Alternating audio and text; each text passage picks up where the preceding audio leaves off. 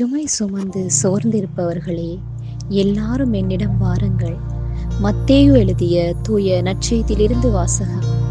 அக்காலத்தில் இயேசு கூறியது: பெருஞ்சுமை சுமந்து சோர்ந்திருப்பவர்களே, எல்லாரும் என்னிடம் வாருங்கள், நான் உங்களுக்கு இளைப்பாறுதல் தருவேன். நான் கனிவும் மனத்தாழ்மையும் உடையவன்.